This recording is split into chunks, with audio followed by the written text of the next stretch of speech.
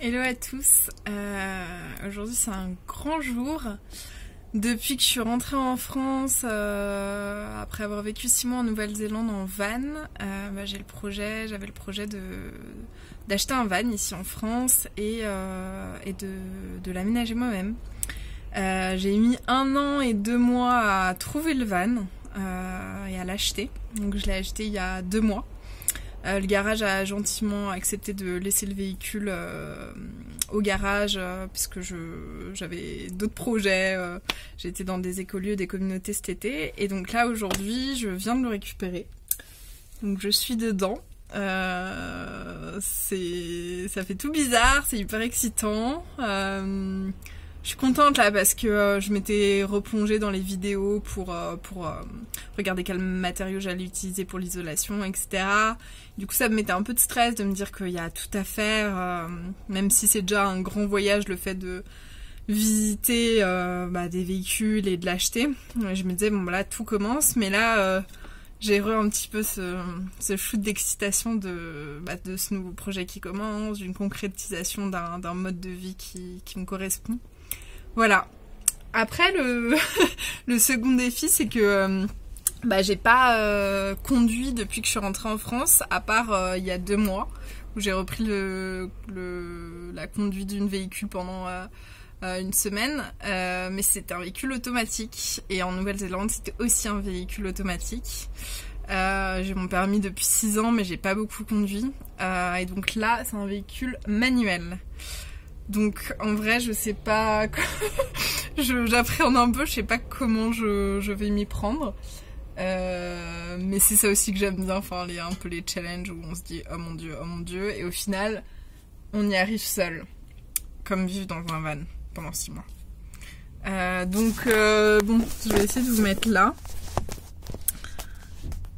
Et on va voir comment je m'en sors. J'avoue que je sais même pas... On démarre en quelle vitesse. Je vais me mettre en première peut-être. Faut que j'appuie sur l'embrayage. Ah oui, donc ça c'est l'accélérateur, ok. Ah mon dieu, c'est n'importe quoi. Si j'appuie un peu sur l'accélérateur, il n'avance pas. Donc je vais mettre la première vitesse. C'est hyper dur. Ah voilà, c'est bon. Ok, je sais où... Ok, j'ai calé. Putain, le coup de stress. Bon, je sais déjà où est l'embrayage, où est l'accélérateur et où est le frein. Les voitures vont hyper vite là. Ah, les petits shoots d'adrénaline comme on les aime bien. En vrai, j'ai besoin de ce genre de truc, je pense, pour me sentir vivante un petit peu. En plus, le véhicule est énorme, quoi. J'ai jamais conduit un truc aussi gros.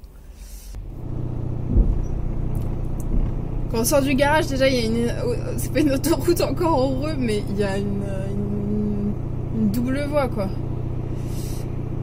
Ça va le faire, ça va le faire, ça va le faire. J'y crois pas que je suis en train de... Je suis en train de conduire un véhicule qui est énorme comme ça, c'est pas possible. Ok, je vais y aller. Et vous êtes tombé, c'est normal. Mais moi, je suis sur la route. Oh mon dieu. Oh mon dieu. Je crois que je vais essayer de pas penser que je suis en train de conduire un aussi gros véhicule, quoi. Je vais juste me concentrer sur la route. Ouh! Oh mon dieu. En vrai, j'ai le cœur qui bat trop vite. J'arrête pas de caler. Je vais appeler une copine ou quelqu'un pour savoir, parce que j'ai l'impression que j'arrive pas à freiner et ça m'inquiète un peu quand même. C'est pas hyper agréable là, donc je vais quand même glaner quelques informations avant de me remettre en route. Hello, alors je viens d'arriver dans un écolieu. C'est un écolieu où j'ai été restée 1 mois il y a 1 an, tout pile d'ailleurs. Et du coup ils ont accepté que je revienne ici pour pouvoir aménager mon van. Donc je suis super contente d'être là et de pouvoir commencer.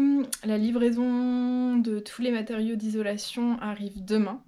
Donc là je vais commencer à dévisser le contreplaqué qui est dans le camion pour pouvoir avancer dès demain. Je vous emmène. Donc là j'ai sorti ce qui était là-bas, que je vais pas garder parce que ça prend de la place. Et là il y a du contreplaqué partout, donc je vais faire péter les rivets là avec une perceuse et une mèche de 5 pour pouvoir enlever tout ça et pour pouvoir poser le liège demain.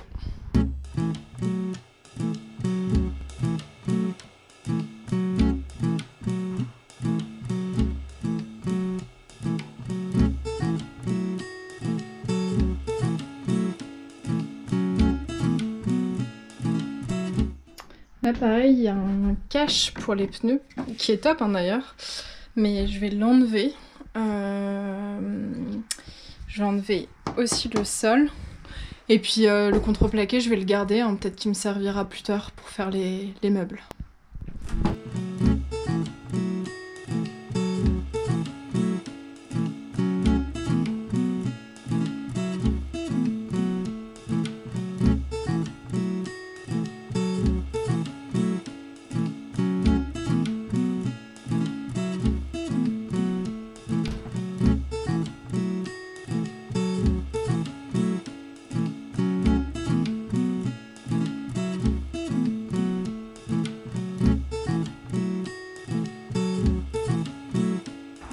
Trop bien, merci beaucoup.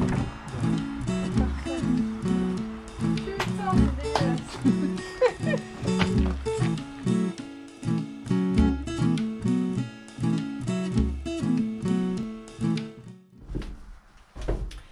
Là j'ai enlevé les rivets, sauf qu'il y a encore des petits bouts de la fin du rivet. Donc pour ça j'utilise une scie à métaux pour venir scier.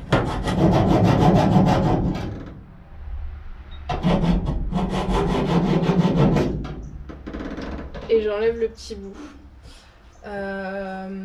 Parce que quand je vais devoir mettre le liège dessus, si c'est pas plat, bah, ça va m'embêter. Pour les rivets, vous pouvez aussi y aller avec la perceuse en fait, tout simplement.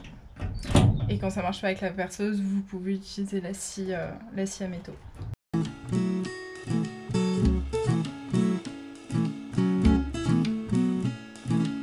J'ai un bout de plastique, je sais pas trop à quoi ça sert, sauf que ça va me prendre la place pour rien, en plus il est cassé. Donc je vais essayer de l'enlever. Le plastique est hyper épais, il y a ça qui bloque là pour pouvoir l'enlever, donc je vais le découper avec ça. C'est spécial pour le plastique, donc on va voir si ça marche. Là j'ai un bout de plastique, je sais pas trop à quoi ça sert, sauf que ça va me prendre la place pour rien, en plus il est cassé. Donc je vais essayer de l'enlever. Le plastique est hyper épais, il y a ça qui bloque là pour pouvoir l'enlever, donc je vais le découper avec ça. C'est spécial pour le plastique, donc on va voir si ça marche.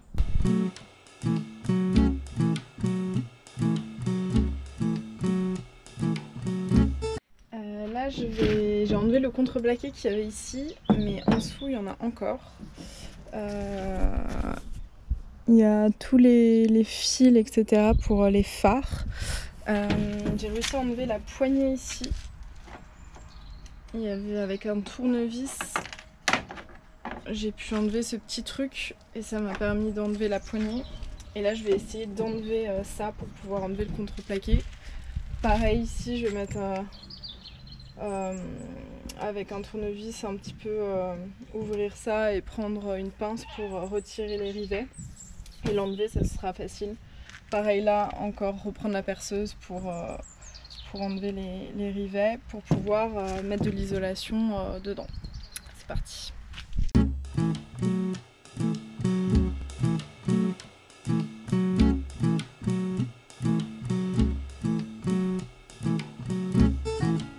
Pour enlever les rivets, j'avais utilisé une grosse mèche. Mais là, pour enlever du coup la fin du rivet, je prends une mèche qui rentre dans le trou et qui va permettre de l'enlever.